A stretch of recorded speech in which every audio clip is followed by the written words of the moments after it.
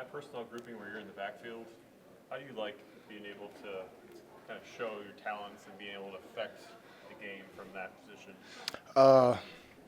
Honestly, like my dream originally as a football player was to play running back in the NFL. So that was, great to kind of live that dream on and kind of continue out doing what I'm doing at the receiver position. But I enjoyed it. When did that dream shift? At what point? Freshman year, high school, kind of hit a growth spurt, like going from 8th grade to 9th grade, hit 6'2" from like 5'9" or something like that. It was crazy. But yeah, freshman year. From the aspect of the passing attack, how do you guys prepare for the cold attempts that you guys are about to go up to in Green Bay? The cold attempts? Yeah, it's supposed to be like 30? Yeah, mid-20s on the start of the day, like kickoff, low 30. I mean, that's all a mentality. I feel like, physically you obviously understand, the conditions that your body's going to be in. And like I said, it's mental. It's all the mental part of the game, and I feel like that's going to be a big part for us. You got to lock it in. Who was your favorite running back?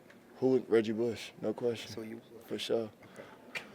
No question. Were you number 5? Huh? Were you number 5, or did you? No, I was actually number 20, but it was just the way he played the game, CeeDee, y'all have started to hit a stride offensively. Then you have the bye. What's the key to getting back into that stride this week?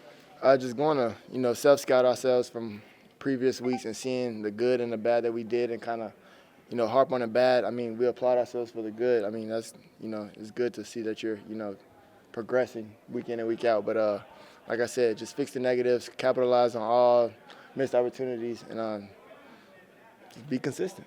You had a quarterback change that obviously influenced the first half of the season, but how did the first half of the season for the receiver group compare to what y'all were hoping for? Felt like we definitely had a bigger role. We for sure had to step up, and I feel like mentally it did us all a favor.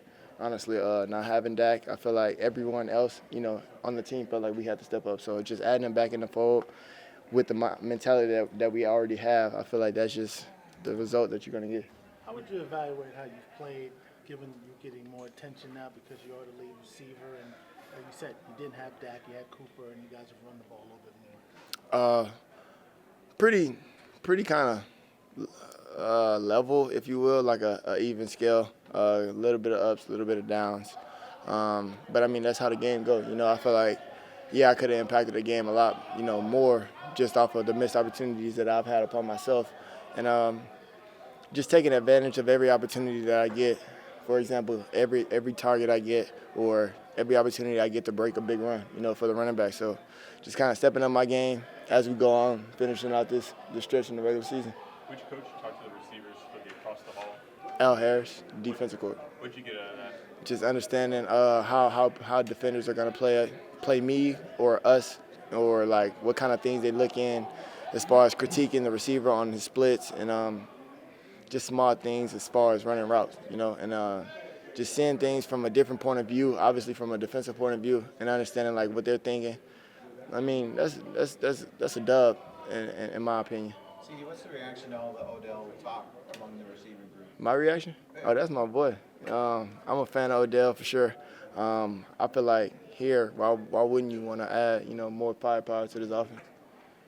Packers have been really tough against the pass, only giving up 170 yards a game. What makes them such a challenging unit to go up against? The front four for sure, and then obviously they have guys, at all three levels. They got Jair, of course. That I just saw number 7 from them. I think he's a rookie from Georgia. I like him. He's fast for sure, and obviously a bunch of guys on the D line. Them boys get nasty, down dirty. It's just all part of the game. They're very physical, and they're aggressive to the ball. Mike says he's told you guys 1,000 times about the grass up at Lambeau Field. Facts. You need to wear. Facts. He's been harping on it. I mean, he's been talking to us about the grass. I want to say like the beginning of bye week, right? Just understanding like what we're going to get ourselves into, weather conditions, field conditions, and kind of want us to be ahead of the game and understanding what we're getting ourselves into. 7 studs then, or you that's Facts, all you wear? for sure. What's the? Do they hurt? Do they hurt? Yeah. On turf, yeah, for sure. They're not your turf kind of cleat. It's more so the bottom of the cleat rather than anything itself. So just want to add more grip to it. Some would take the Odell talk as, well, he is the number 1 receiver, and we they consider you a number one receiver, but you've taken it, just bring him on. Why do you have that attitude? Why do I have that? I mean, That you don't take it as a slight. MG's a number one receiver also, you know, and I feel like we had three number one receivers my rookie year. So, I mean, why not get back to that? That's it. Thank you. Thank you.